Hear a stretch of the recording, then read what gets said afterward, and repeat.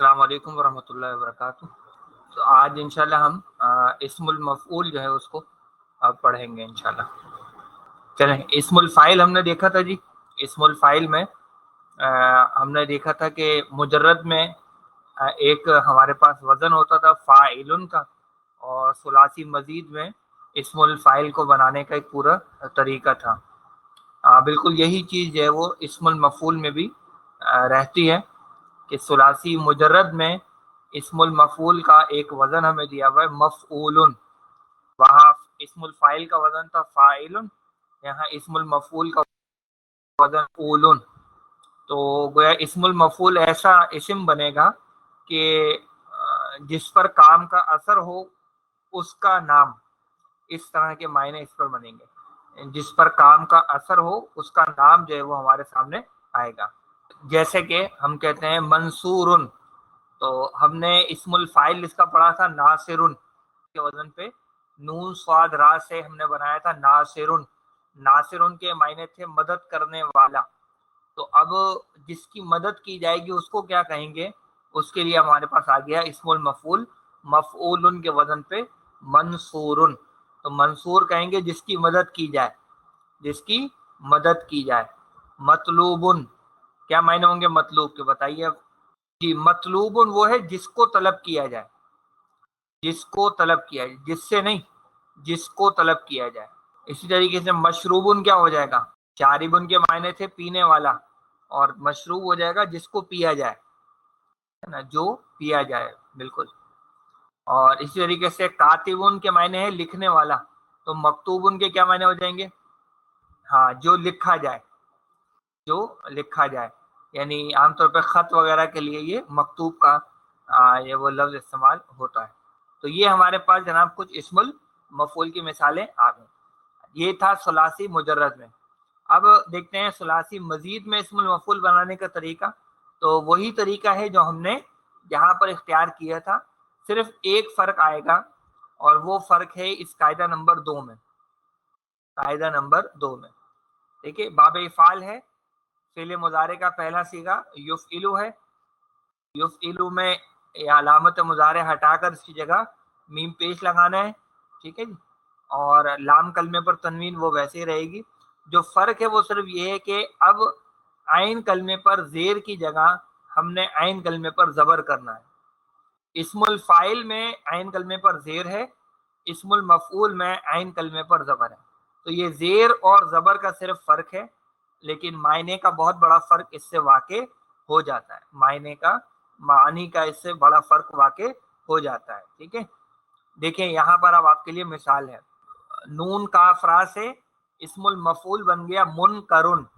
तो मुनकरुन के क्या मायने हो जाएंगे, मुनकरुन के मायने होंगे जिसका इनकार किया जाए, जिसका इनकार किया गया, ठीक है ना।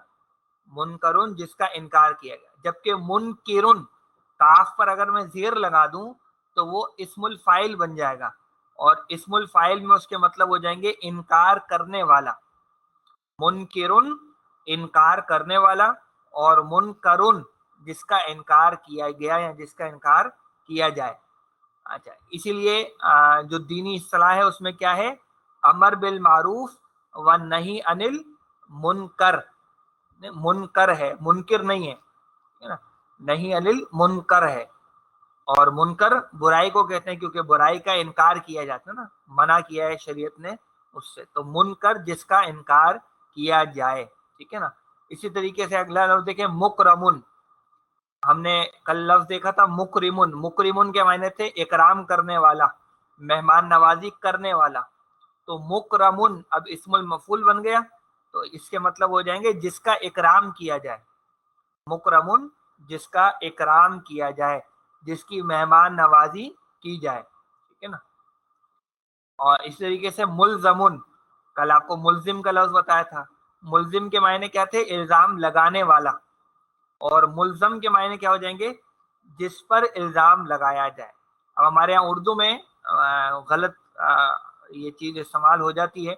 हम जिस पर इल्जाम लगा होता है उसको मुल्जिम कहते हैं, हालांकि उसको मुल्जम कहना चाहिए, ठीक है ना। मुल्जम कहना चाहिए, ठीक है। तो ये चीज इसी तरीके से एक और लफ्ज आपको बताता हूँ। हमारे पास एक लफ्ज है مرسلن، مرسلن سین پر دیکھیں زیر ہے نا، تو اس کے معنی ہوں گے بھیجنے والا، بھیجنے والا. جبکہ اگر میں سین پر کر دوں زبر یعنی مرسلن، تو مرسلن کے کیا معنی ہو جائیں گے؟ مرسلن کے معنی ہو جائیں گے بھیجا ہوا، جس کو بھیجا جائے، ہے نا. تو رسولوں کے لیے جو لفظ استعمال ہوا ہے نا وہ مرسل ہے، جبکہ مرسل کون ہے؟ یہ مرسل اللہ ہے، اور مرسل جو ہے وہ رسول ہے. اسی طرح سے ایک اور لفظ ہے، جیسے ہم کہتے ہیں منذرن، منذرن کے معنی ہے ڈرانے والا یا خبردار کرنے والا، ٹھیک ہے نا، منذرن. جبکہ اس کا اسم المفعول بنتا ہے منذرن، تو منذرن کے معنی ہوں گے ڈرایا ہوا یا جس کو ڈرایا جائے. تو یہاں بھی آپ دیکھیں قرآن مجید میں بعض جگہ پر آتا ہے کہ فَكَيْفَ كَانَ عَاقِبَةُ الْمُنذَرِينَ، منذرین زال پر زبر ہے، یعنی وہاں پہ قرآن کہہ رہا ہے کہ دیکھو کیا انجام، پس کیا انجام ہوا ان لوگوں کا جن کو ڈرایا گیا.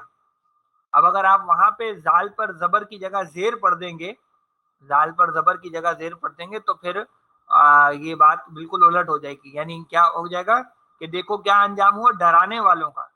ڈرانے والے تو رسول تھے، خبردار کرنے والے تو رسول تھے، لہٰذا زال پر زبر زال پر زیر اس سے بڑا فرق واقع ہوتا ہے.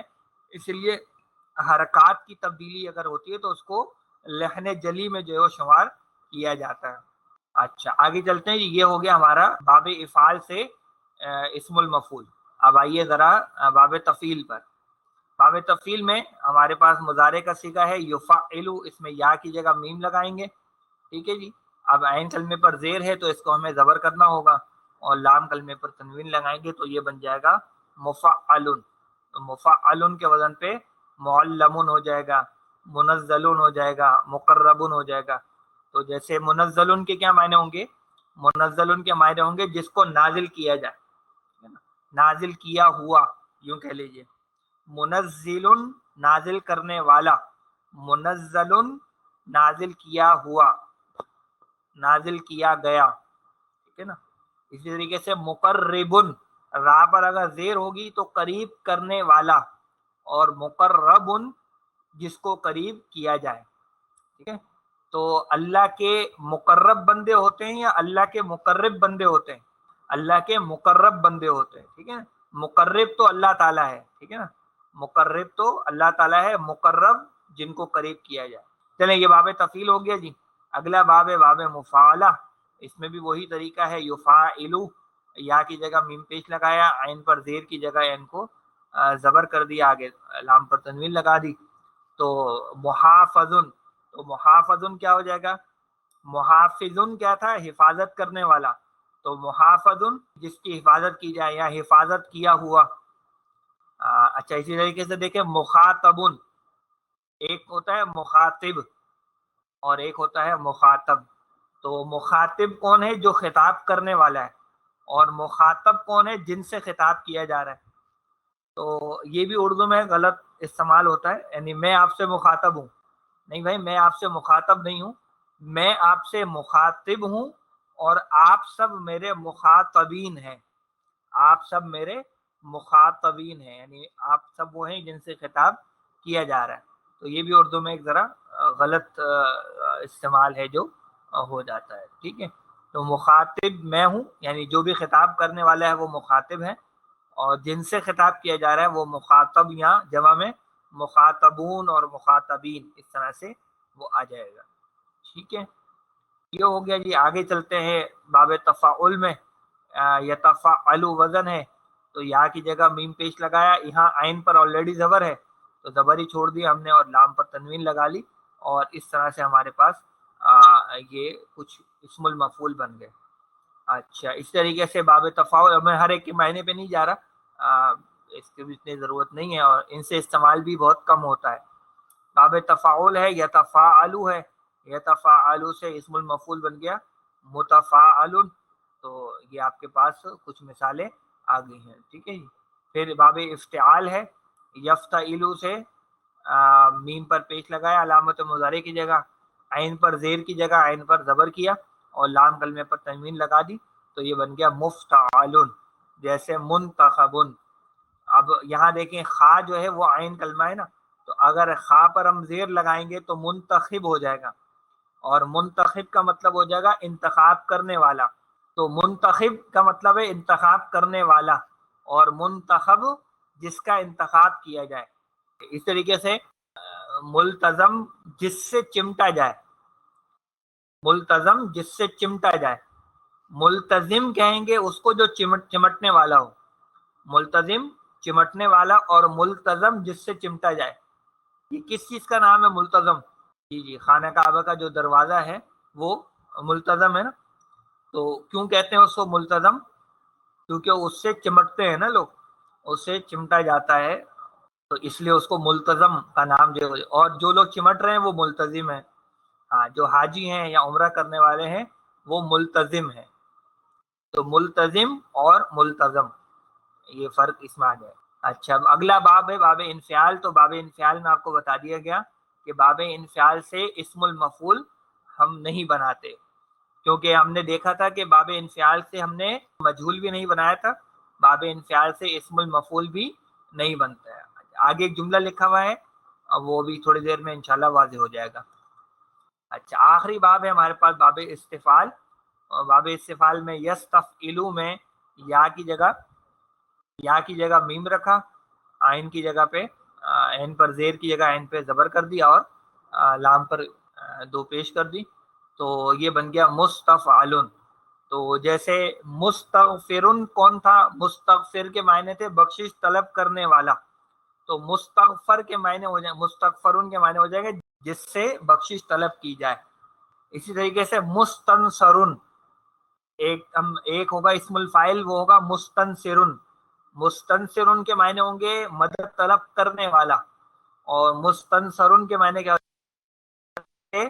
مدد طلب کی جائے، جس سے مدد طلب کی جائے۔ تو یہ ہے ہمارا اسم اور مجرد میں مفعول کے وزن پہ، اور مزید فی میں ایک خاص طریقے سے ہم نے اسم المفعول بنایا۔ اچھا، اسی کے نیچے ایک چھوٹی سی ہیڈنگ آ رہی ہے اسم الظرف کی، چھوٹی سی اور ہیڈنگ ہے اسم الظرف کی۔ ظرف ہم نے آپ کو بتایا تھا کہ کیا معنی ہوتے ہیں؟ ظرف کہتے ہیں ایسا اسم کو جگہ یا وقت کو ظاہر کرے، جگہ یا وقت کو ظاہر کرے۔ اچھا، یہ ہم نے اس سے پہلے ظرف دیکھے تھے، کہاں دیکھے تھے؟ ہم ذرا آپ کو لے چلتے ہیں یہاں پر، اب ان میں آپ دیکھیں سب میں کسی جگہ یا کسی وقت کا مفہوم پایا جاتا ہے۔ فوقا مطلب اوپر، تحتا نیچے، یہ بھی جگہ کا مفہوم دے رہا ہے۔ قبلہ پہلے، یہ جگہ کے لیے بھی ہو سکتا ہے، وقت کے لیے بھی ہو سکتا ہے۔ ما، یہ جگہ کے معنوں میں عام طور پر ہوتا ہے۔ تو جگہ یا وقت کا مفہوم دینے والے جو الفاظ ہوتے ہیں وہ ظرف کہلاتے ہیں، ٹھیک ہے نا؟ تو وہ جو وقت کا مفہوم دیتا ہے اس کو ہم ظرف زمان کہتے ہیں، ہے نا؟ اور وہ اسم جو جگہ کا مفہوم دیتا ہے اس کو ہم ظرف مکان کہتے ہیں، ٹھیک ہے؟ تو یہ ظرف کی دو ذیلی اقسام ہمارے پاس بن جاتی ہیں۔ اچھا، یہ تو تھا صرف ظرف۔ اب جو ہم چیز پڑھ رہے ہیں وہ ہے اسم الظرف۔ تو اس میں اور صرف ظرف میں کیا فرق ہے وہ اب آپ کو بتا دیتا ہوں۔ دیکھیے، وہ جو ظرف ہم نے دیکھے ہیں نا، ان پہ بھی کسی کام کا ذکر نہیں تھا، وہ صرف جگہ یا وقت کو ظاہر کر رہے تھے، وہ صرف جگہ یا وقت کو ظاہر کر رہے تھے، اور اکثر و بیشتر یعنی 98% جو ہے وہ جو صرف ظرف ہیں وہ اکیلے استعمال نہیں ہوتے، ان کے ساتھ کوئی اور چیز جو ہے وہ درکار ہوتی ہے نا۔ مثال کے طور پر فوقا جو ہے وہ اکیلے استعمال نہیں ہوگا، فوقا کے ساتھ کوئی اور اسم بھی آئے گا جو بتائے گا کہ کس کے اوپر۔ مثلا ہم کہیں گے فوق السمائی، فوق السمائی ہم کہیں گے آسمان کے اوپر، ٹھیک ہے نا؟ ہم کہیں گے فوق الارضی، زمین کے اوپر، یا ہم کہیں گے فوق المنزدتی، ٹیبل کے اوپر، یا فوق الکرسی، کرسی کے اوپر۔ تو فوقا وغیرہ جو ہے، یا فوقہم ان کے اوپر، یا فوقکم تمہارے اوپر، وغیرہ وغیرہ۔ تو فوقا جو ہے وہ اکیلے استعمال نہیں ہوگا، بلکہ وہ کسی ساتھ میں اسم یا ضمیر کے ساتھ استعمال ہوگا۔ اور ایک بات، دوسری بات یہ ہے کہ ان میں کہیں پہ بھی کام کا مفہوم نہیں ہے، کسی فعل کا ذکر اس میں نہیں آ رہا، تمہارے اوپر، میرے اوپر، ہمارے اوپر، آسمان کے اوپر، یا تمہارے ساتھ، ہمارے ساتھ، یا میرے پاس، یا زمین کے نیچے، ان میں کہیں پہ بھی آپ دیکھ رہے ہیں کسی کام کا ذکر نہیں ہے۔ لیکن اب جو آ رہا ہے اسم الظرف، اسم الظرف اصل میں ہوگا کہ کام کا بھی مفہوم ہوگا، کا بھی مفہوم ہوگا، کسی کام کا بھی مفہوم ہوگا اور جگہ یا وقت کا بھی مفہوم ہوگا۔ لہذا اسم الظرف جو ہے اس کے ہمارے پاس 3 اوزان ہیں، اسم الظرف کے ہمارے پاس 3 اوزان ہیں، ٹھیک ہے، جبکہ جو صرف ظرف ہے اس کا کوئی وزن نہیں ہے، جو صرف ظرف ہے اس کا کوئی وزن نہیں ہے، بلکہ ہر ایسا لفظ جو کسی جگہ یا وقت کو ظاہر کر دے وہ ظرف ہے۔ لیکن جو اسم الظرف ہوگا وہ خاص انہی اوزان پر آئے گا جو اب آپ کے سامنے آ رہے ہیں۔ ان میں پہلا وزن ہے مفعلن، پہلا وزن ہے مفعلن۔ مفعلن کے وزن پہ جیسے آ رہا ہے مکتبن، تو مکتبن بیسیکلی مادہ کیا ہے؟ کاف، تا اور با، اور کاف تا با کے معنی ہوتے ہیں لکھنا، تو مکتبن کے معنی ہو جائیں گے لکھنے کی جگہ، مکتبن کے معنی ہو جائیں گے لکھنے کی جگہ یا لکھنے کا وقت۔ اب یہ ہمیں سیاق و سباق سے پتہ لگے گا کہ یہاں پہ یہ وقت کے معنوں میں ہے یا جگہ کے معنوں میں ہے۔ تو مکتبن نارملی آفس کو کہتے ہیں، ٹھیک ہے نا، نارملی آفس کو کہتے ہیں۔ تو اب آپ دیکھ رہے ہیں اس میں جگہ کا مفہوم بھی ہے لیکن ساتھ ساتھ ایک کام بھی ہے، یعنی لکھنا، لکھنے کی جگہ، تو یہ مفعلن کے وزن پر ہے۔ پھر دوسرا وزن ہے ہمارے پاس مفعلن۔ اچھا، اس میں ایک اور مثال اگر آپ کو دے دوں تو مقعدن، ایک مثال اور لے لیں تو وہ ہے مقعدن۔ مقعدن کہتے ہیں بیٹھنے کی جگہ کو، یہ جو بینچ وغیرہ ہوتی ہے نا ان کو نارملی مقعد کہا جاتا ہے نا، مقعدن، تو بینچ یا بیٹھنے کی جگہ، کیونکہ قاف عین دال کے معنی ہوتے ہیں بیٹھنا، قعد یقعد بیٹھنا، تو اس سے اسم الظرف بن گیا مقعدن، بیٹھنے کی جگہ۔ تو آپ دیکھیں کام بھی آ رہا ہے اور جگہ کا مفہوم بھی آ رہا ہے، تو یہ جب دونوں چیزیں جمع ہو جاتی ہیں تو پھر وہ اسم الظرف بن جاتا ہے۔ اچھا، پھر ہمارے پاس دوسرا وزن ہے مفعلن۔ تو مفعلن جیسے مسجدن، تو مسجدن کے کیا معنی ہونے چاہیے؟ جی، مسجدن کہیں گے سجدے کی جگہ، سجدے کی جگہ یا سجدے کا وقت، دونوں مفہوم ہو سکتے ہیں۔ وہ سیاق و سباق میں زیادہ تر جگہ کے معنوں میں ہی یہ لفظ استعمال ہوتا ہے، مسجدن، سجدے کی جگہ۔ اسی طریقے سے ایک لفظ ہمارے پاس آتا ہے مغربن، تو مغربن کے کیا معنی ہوں گے؟ جی، مغربن کے معنی ہوں گے غروب کی جگہ یا غروب کا وقت، ہے نا، غروب کی جگہ یا غروب کا وقت۔ اس طریقے سے مشرق آ جائے گا، یعنی طلوع ہونے کا وقت یا طلوع ہونے کی جگہ۔ اچھا، ٹھیک ہے، اور اس طریقے سے ایک اور جو وزن ہے ہمارے پاس، تیسرا وزن ہے وہ ہے مفعلتن، وہ ہے مفعلتن، جیسے مدرستن، تو مدرستن کے سبق کی جگہ، ٹھیک ہے نا، سبق کی جگہ بنیادی طور پر، یعنی درس کی جگہ۔ اسی طریقے سے ملحمتن، تو ملحمتن لحم سے بیسیکلی ہے گوشت کی جگہ، بنیادی معنی تو ہوں گے گوشت کی جگہ، لیکن یہ ہے کہ یہ جنگوں کے لیے بھی استعمال ہوتا ہے۔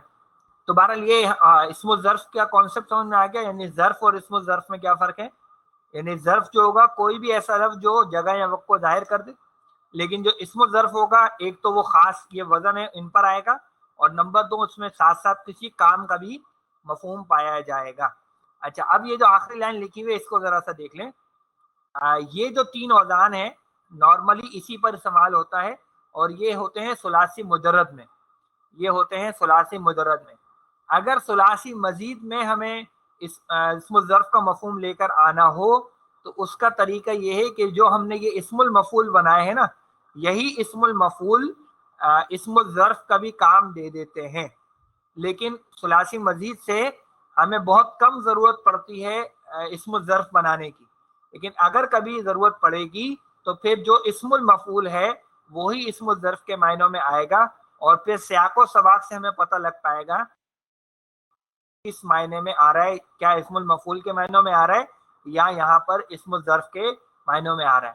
اب یہاں دیکھیں باب انفعال کے بارے میں یہ جو جملہ لکھا ہوا ہے، کہ इससे इस्मुल मफूल तो नहीं बनता, लेकिन इस्मुल मफूल का जो वजन होगा वो यहाँ पर इस्मुल ज़र्फ के मायनों में इस्तेमाल हो सकेगा, इस्मुल ज़र्फ के मायनों में इस्तेमाल हो सकेगा।